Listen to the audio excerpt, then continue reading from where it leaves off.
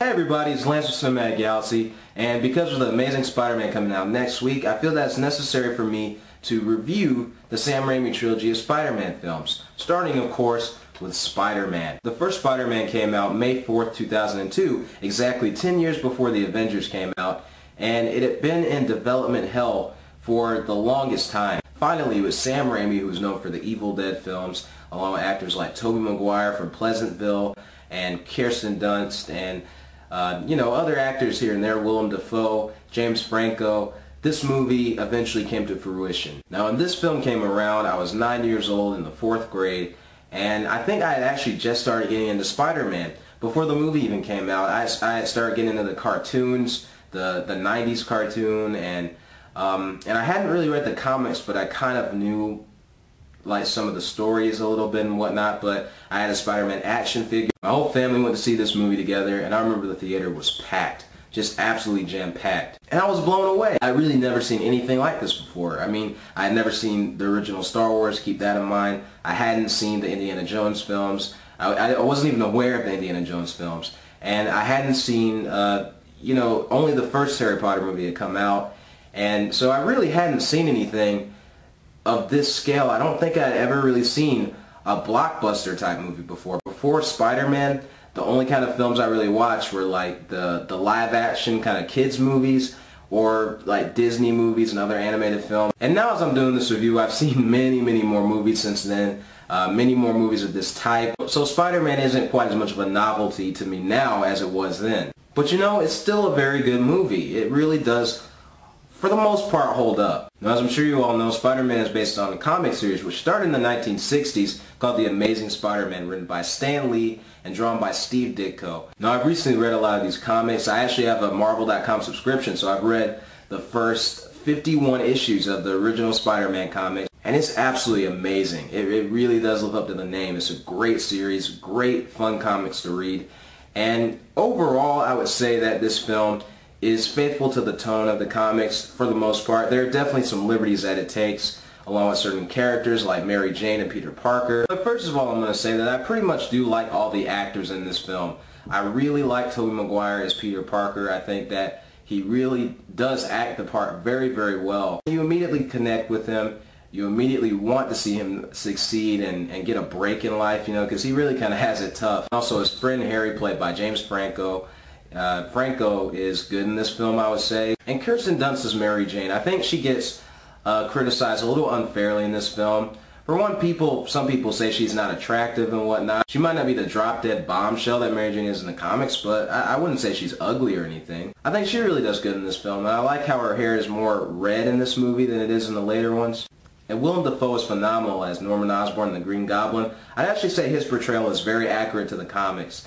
From what I've read, so definitely a good job there. And I have to say that Rosemary Harris and the late Cliff Robertson as Aunt May and Uncle Ben, they're perfect, absolutely perfect as Uncle Ben and Aunt May. They just really embody those characters so well. I'm sure you all know the story. Peter Parker, who's a nerd social outcast at school, he gets bitten by a radioactive spider on a, I guess during a lab exhibit, though it happens a little differently here, but he gets bitten by a radioactive spider and eventually gains spider powers. And he's amazed at what he can do, and he eventually tries all kinds of stuff. He does certain things to make money and make a name out of himself while concealing his identity. And then tragedy happens in his life where he makes a fatal mistake, and as a result, his Uncle Ben ends up getting shot and murdered.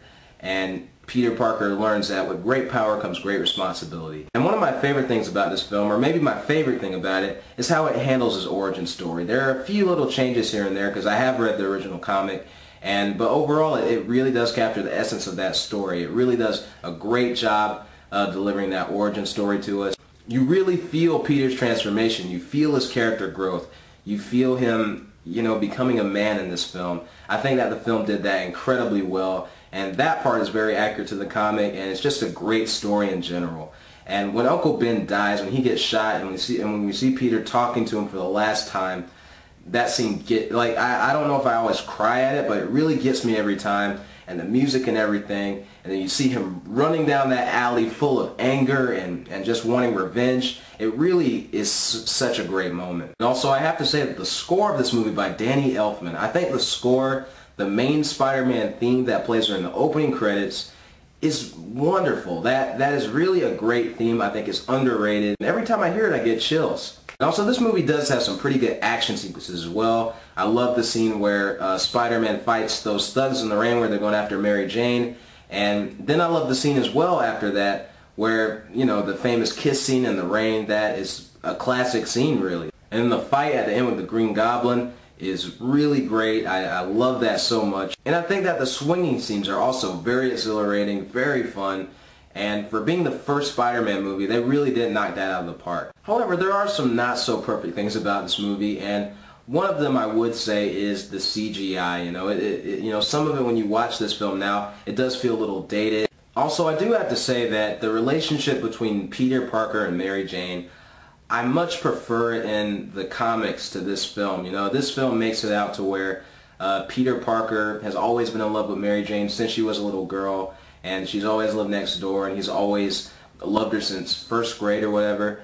And in the comics, Peter Parker met Mary Jane when he was going to college, and the way it happened in the comics, I just thought felt a lot more natural and a lot more kind of organic. And Mary Jane in the comics as well was just a lot more kind of fun, a lot more charismatic, and just kind of a cool girl. And I don't blame Kirsten Dunst for her not being that way. It was the way that the screenwriters wrote the character. They just wrote her a little differently, and I don't know, when I watch the film now, it does feel a little bit hokey, especially the way they talk to each other during some scenes. And even though I do love Tobey Maguire as Peter Parker, don't get me wrong, the way, I guess it was the way they wrote the character or something. Spider-Man, he does crack a few jokes in this film and whatnot. One of the things I love about Spider-Man from the comics and the cartoon is that he cracks a lot of jokes. Whenever he's scared, or whenever he just wants to get under an enemy's skin, he cracks jokes to upset them, and to, it's like a strategy that he uses, and they're always like really corny and whatnot, but they're very funny, and that's just a part of who the character is, and this movie didn't quite get that. And also, while this isn't a huge complaint, I did not realize how truly cheesy this movie is at times. This movie has some really cheesy moments, and some of them work. I understand it's a comic book type movie. They went a little overboard with some of it, but overall, minor complaint. Ultimately, though, Spider-Man is very nostalgic for me, and it has a lot to do with Spider-Man being my favorite superhero. I really do love this movie, but again, I do notice some more flaws with it now, and that's why I'm ultimately going to give Spider-Man an A-. Anyway, guys, let me know what you think about Spider-Man. Do you love the film? Do you notice any faults with it or anything? Just let me know. But anyway, guys, stay tuned for my review of Spider-Man 2, and this is Lance from Cinematic Galaxy, signing off.